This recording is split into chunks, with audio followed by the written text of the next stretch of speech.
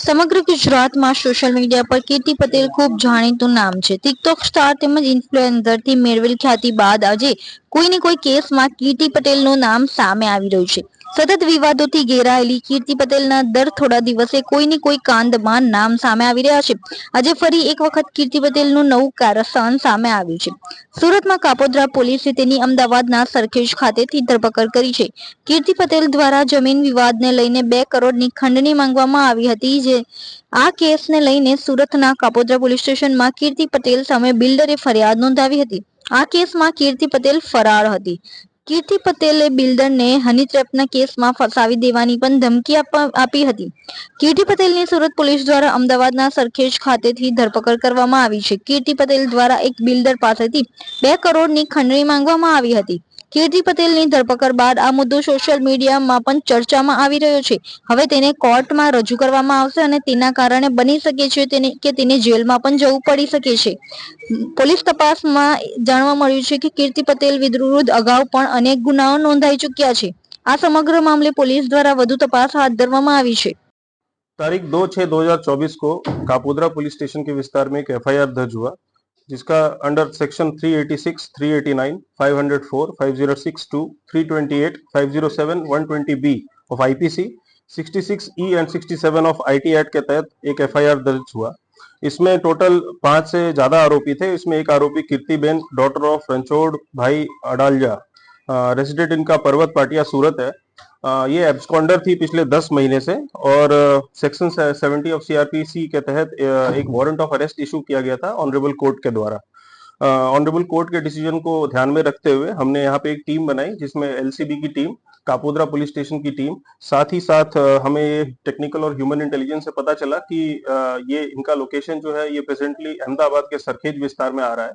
तो Sarkhej police station के जो लोकल स्टाफ है और जोन 7 अहमदाबाद शिवम वर्मा, उनका सपोर्ट लेके हमने काफी वर्कआउट करने के बाद इनको सरखेज पुलिस स्टेशन के विस्तार से अहमदाबाद से इनको पकड़ा है और अभी हम इनको ऑनरेबल कोर्ट के पास लेके जाएंगे और अपने जो हमारे जो पुरावा है वो सारे रजू करेंगे और फिर ऑनरेबल कोर्ट डिसाइड करेगी कि आगे की कार्रवाई क्या होगी।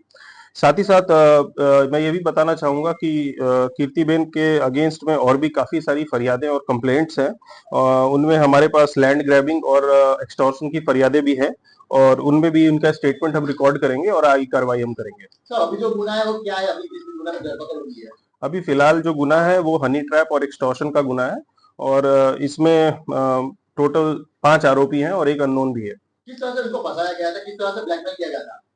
इनको ब्लैकमेल फोन के थ्रू और इंस्टाग्राम अकाउंट के थ्रू किया गया था और आगे की डिटेल्स जो है हम कोर्ट के साथ शेयर कितने कितने की खंडी मांगी थी उसने? टोटल जो खंडी मांगी थी इसका रकम अभी हम डिस्क्लोज नहीं कर रहे हैं, हम आपको पूरा डिटेल शेयर करेंगे। सर ये 10 महीने के गायब में कीर्ति पटेल कहाँ गई?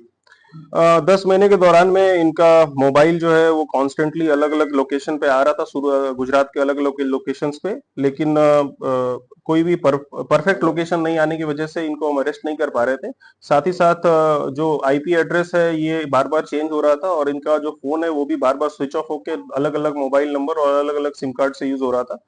हमने आईपी एड्रेस ट्रैक करके और जो इंस्टाग्राम और बाकी लोगों से कोऑर्डिनेट करके, उनके नोडल ऑफिसर से कोऑर्डिनेट करके हमने ये लोकेशन निकलवाया और इसमें हमने साइबर एक्सपर्ट्स का भी इस्तेमाल किया और इसके साथ ही हमने इनको पकड़ा है। सर इसका बैकग्राउंड क्या है और काम धंधा क्या करती है ये?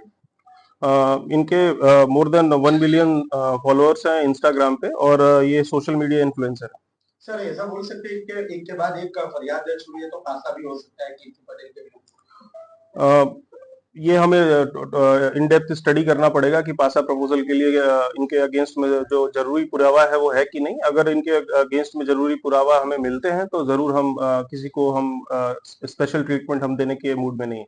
सर कई लोगों को ब्लैकमेल किया है तो क्या अपील रहेगी आपकी उन फरियादियों को पुलिस के पास आने की?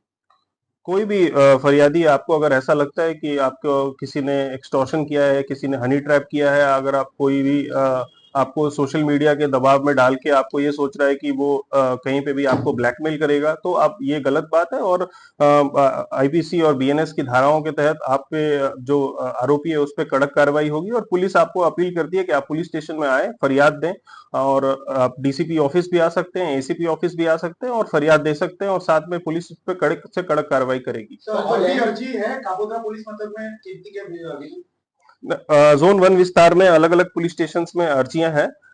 अभी एक्सटॉर्शन की एक अर्जी है और एक लैंड ग्रैबिंग की अर्जी है, तो उस पर भी हम तपास कर रहे हैं। सर जो लैंड ग्रैबिंग की अर्जी है तो किसका जमीन या मकान बचाने की कोशिश की, किस तरह की अर्जी है वो अर्जी ऐसी है कि इसमें एक ओल्ड एज कपल है, उनमें उनका जमीन को, मतलब उनका जो मकान है उनको हड़पने की मतलब साजिश की है, ऐसा करके हमारे पास एक फरियाद है। वी आर नॉट, हम ऐसा नहीं बोल रहे हैं कि सामने कीर्ति पटेल इज गिल्टी, और ये काम हमारा नहीं है, ये काम ऑनरेबल कोर्ट का है। बट हम इसमें तपास करने के लिए हम इसमें स्टेटमेंट रिकॉर्ड करेंगे और आगे कार्रवाई करेंगे।